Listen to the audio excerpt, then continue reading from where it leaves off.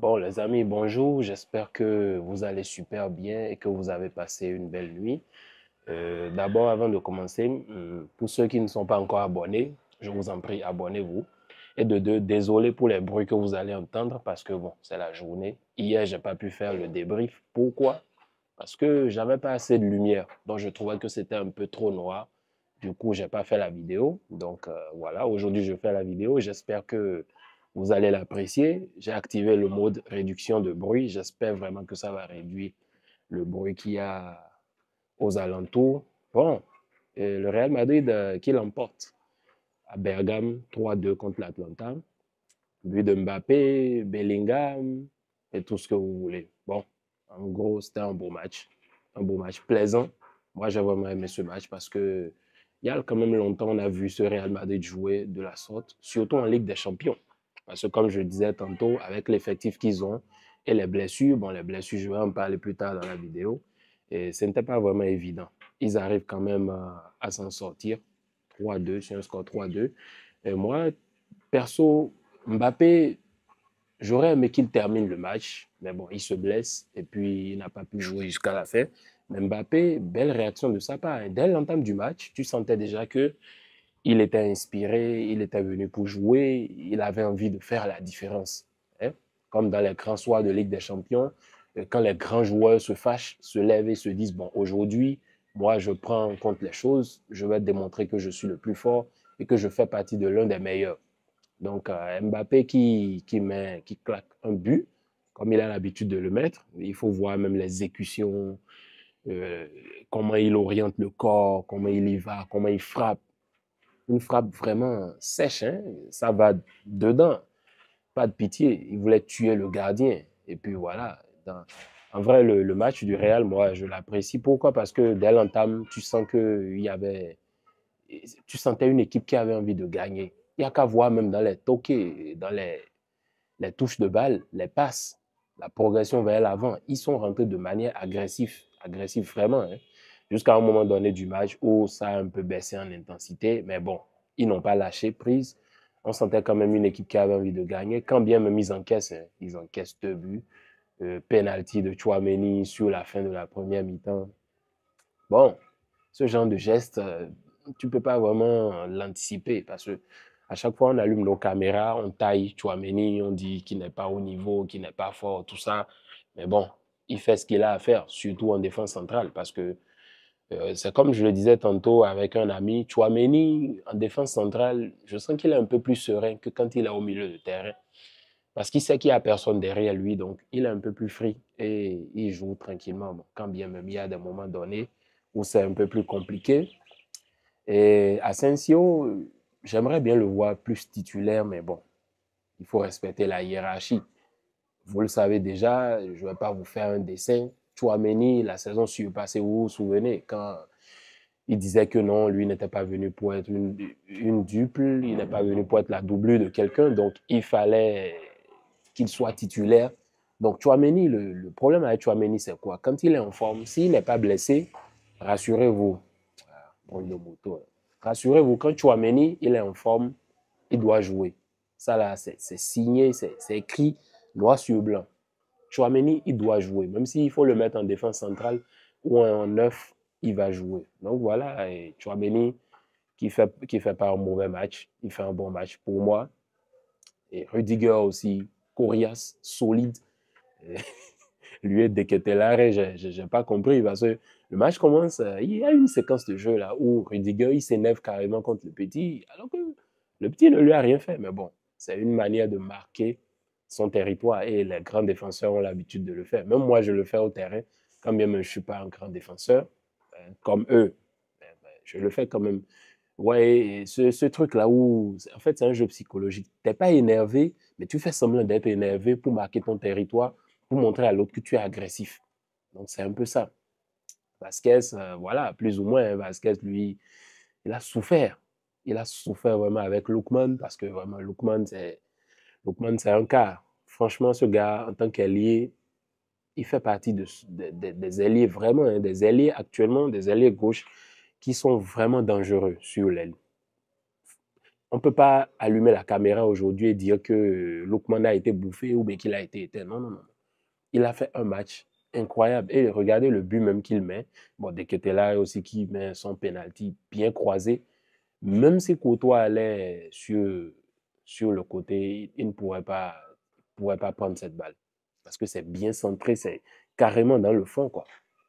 Il n'y a pas moyen de l'arrêter. Lookman aussi qui te fait un super match avec des occasions. Il a vraiment bouffé sur l'aile, beaucoup d'occasions créées. Et c'est ce qu'on attend d'un ailier. Qu'est-ce qu'on peut dire?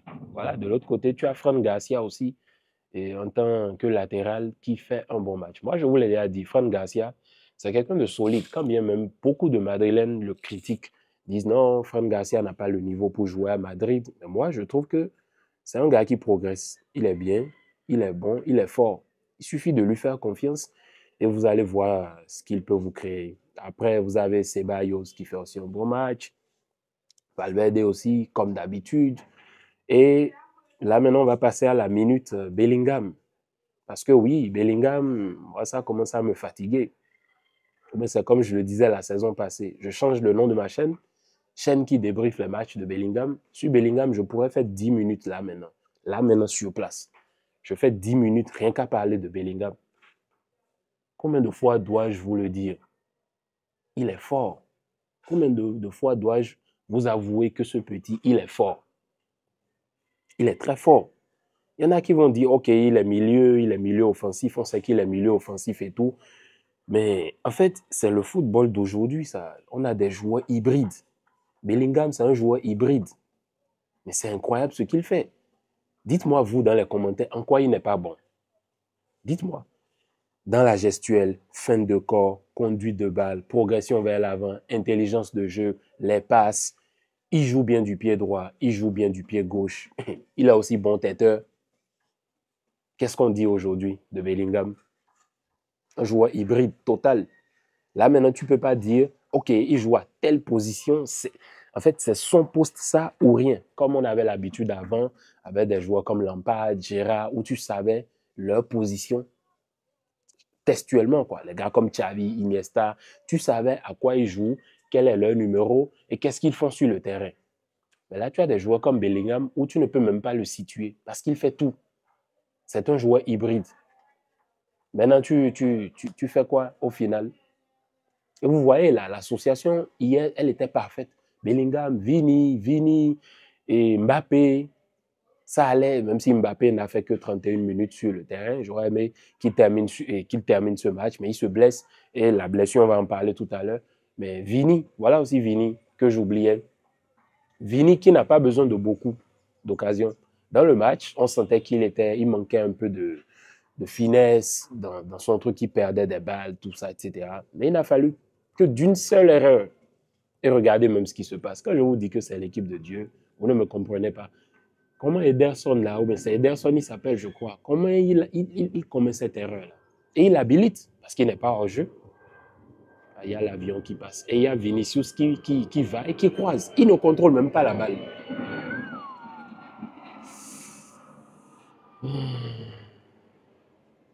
Ah ouais, l'avion, hein.